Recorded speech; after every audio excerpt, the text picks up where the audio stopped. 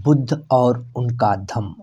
लेखक हैं doctor B R. Ambedkar और अनुवादक हैं डॉक्टर भदंत आनंद कौसल्यायन।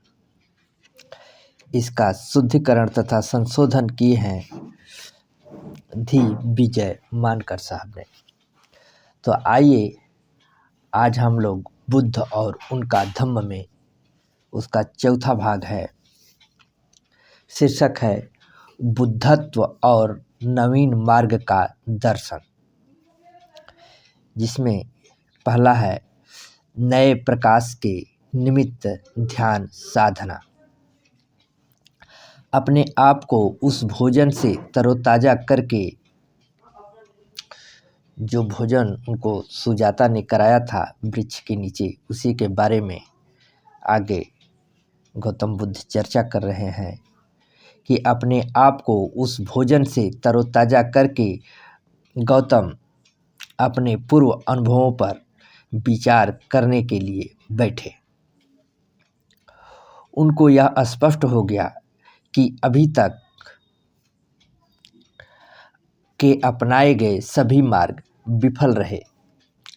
विफलता इतनी अधिक थी कि यह किसी को भी संपूर्ण रूप से निराश कर सकती थी। खेद तो उन्हें भी था, किंतु निराशा उन्हें छू तक नहीं सकी। उन्हें विश्वास था कि उन्हें रास्ता मिलकर रहेगा, इतना अधिक कि जिस दिन उन्होंने सुजाता की दी हुई खीर ग्रहण की, उन्होंने 5 स्वप्न देखे। अपने स्वप्नों की यही व्याख्या की कि उन्हें बोधि प्राप्त होकर रहेगी। अपना भविष्य देखने की भी कोशिश की। जिस स्वर्ण पात्र में सुजाता की दासी उनके लिए खीर लाई थी, उन्होंने उस स्वर्ण पात्र को निरंजना नदी में फेंक दिया और कहा, यदि मुझे बोधि प्राप्त होने वाली है तो यह पात्र धारा के ऊपर की ओर जाए, अन्यथा नीचे की ओर। पात्र सचमुच धारा के विरुद्ध ऊपर की ओर जाने लगा और तब काल नाम के नागराजा के भवन के पास जाकर पानी में डूब गया। आशा और दृढ़ संकल्प से सन्नद्ध होकर उन्होंने उरुवेला छोड़ दिया और राजपथ पर आगे बढ़कर गया जा पहुँचे। वहाँ उन्होंने एक पीपल का वृक्ष देखा। नए प्रकाश की आशा में उन्होंने वह अपनी समस्या का हल निकाल सके, इस वृक्ष के नीचे ध्यान लगाकर बैठने की ठानी। अन्य सभी दिशाओं का विचार कर के उन्होंने पूर्व दिशा का चुनाव किया। क्लेशों के क्षय के निमित्त ऋषियों ने प्रायः पूर्व दिशा को ही चुना है। उस पीपल के वृक्ष के नीचे गौतम सीधा पद्मासन लगाकर बैठ गए। बोधि प्राप्त करने का दृढ़ संकल्प करते हुए उन्होंने निश्चय किया, चाहे मेरी त्वचा, नसें और हड्डियां ही बाकी रह जाएं, चाहे मेरा सारा मांस और रक्त शरीर में ही सूख जाए, किंतु बिना बोधि प्राप्त किए मैं इस स्थान का परित्याग नहीं करूंगा।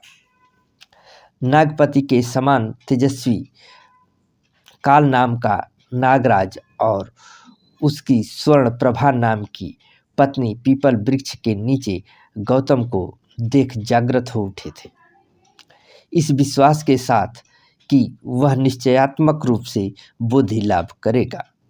उन्होंने इस प्रकार उनकी स्तुति की, हे मुनि, क्योंकि तुम्हारे पांव के नीचे दबी पृथ्वी बार बार गुंजायमान होती है और क्योंकि तुम सूर्य के समान तेजस्वी हो, इसलिए तुम निश्चय से बुद्ध हो गए। क्योंकि आकाश में विचरने वाले पक्षी भी तुम्हें प्रणाम कर रहे हैं और क्योंकि आकाश में मंद मंद मलय नील बह रहा है, इसलिए भी कमलाक्ष तुम निश्चय से बुद्ध होगे। जब वह ध्यान करने के लिए दृढ़ आसन लगाकर बैठे तो बुरे विचारों और बुरी चेतनाओं के झुंड ने, जिन्हें पौराणिक भाषा में मारपुत्र कहते हैं, उन पर आक्रमण किया। गौतम को डर लगा कि कहीं ये उस पर काबू न पाएं और उनकी साधना को विफल न कर दें। वे जानते थे कि इस मार युद्ध में बहुत से ऋषि व ब्राह्मण पराजित हो चुके हैं, इसलिए उन्होंने अपना सारा साहस बटोरकर मार से कहा, मुझ में श्रद्धा है, मुझ में वीर्य है, मुझ में प्रज्ञा है। हे मार, तू मुझे कैसे पराजित कर सकता है? चाहे वायु इस नदी के स्रोत को सुखाने में भी सफल हो जाए, किंतु तू मेरे निश्चय से नहीं डिगा सकता। पराजित होकर जीते रहने की अपेक्षा संग्राम में मर जाना मेरे लिए अधिक श्रेयस्कर है। उस कौवे की भांति जो बहुत सी चर्बी प्राप्त करने की आशा से किसी पत्थर पर जाकर ठोंके मारता है कि यहाँ से कुछ मधुर मधुर मेरे हाथ लगेगा। मार ने भी गौतम पर आक्रमण किया था। जब कौवे को कहीं भी कुछ मधुर मधुर नहीं प्राप्त होता है तो वह वहाँ से चल देता है। ठीक उसी कौवे की तरह जब मार को भी कहीं कुछ गुंजाइश न दिखाई दी तो वह निराश होकर गौतम को छोड़कर चल दिया। आगे है बुद्धत्व। ध्यान करने के समय के लिए गौतम ने इतना भोजन इकट्ठा करके पास रख लिया था कि 40 दिन तक कमी न पड़े। विघ्नकारी अकुशल विचारों का मूलोच्छेदन कर सिद्धार्थ गौतम ने जब भोजन ग्रहण करके अपने आप को तरोताजा कर दिया और सशक्त हो गए थे, इस प्रकार उसने बुद्धि प्राप्ति करने के निमित्त ध्यान करने की अपनी तैयारी कर ली थी। बुद्धत्व के लिए गौतम को 4 सप्ताह तक लगातार ध्यान मग्न रहना पड़ा। उन्हें अंतिम अवस्था तक पहुंचाने के लिए 4 सीढ़ियां पार करनी पड़ी। पहली अवस्था वितर्क और विचार प्रधान थी। एकांतवास के कारण वह इसे बड़ी सरलता से प्राप्त कर सके। दूसरी अवस्था में इसमें एकाग्रता अशामिल हुई। तीसरी अवस्था में समचित्तता तथा जागरूकता का समावेश हो गया।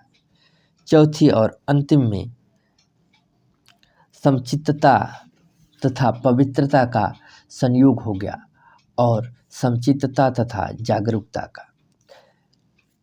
जब उसका चित्त एकाग्र हो गया था, वे पवित्र हो गए थे, जब वे निर्दोष बन गए थे, जब उनमें तनिक भी क्लेश नहीं रह गया था, जब वे सुकोमल हो गए थे, जब वे दक्ष हो गए थे, जब उनमें दृढ़ता आ गई थी, जब वे सर्वथा राग रहित हो गए थे, तथा जब उनकी नज़र एकमात्र अपने उद्देश्य पर ही थी, तब गौतम ने अपना सारा ध्यान उस एक समस्या के हल करने में लगाया जो उन्हें हैरान कर रही थी। चौथे सप्ताह के अंतिम दिन उनका पथ कुछ प्रकाशित हुआ। उन्हें स्पष्ट दिखाई दिया कि उनके सामने 2 समस्याएं हैं। पहली समस्या यह थी कि संसार में दुख है और दूसरी समस्या यह थी कि किस प्रकार इस दुख का अंत किया जाए और मानवता को सुखी बनाया जाए। इस तरह 4 सप्ताह तक लगातार चिंतन करते रहने के बाद अंधकार विलीन हुआ, प्रकाश प्रकट हुआ, अविद्या का नाश हुआ, ज्ञान अस्तित्व में आया, उन्हें एक नया पथ दिखाई दिया।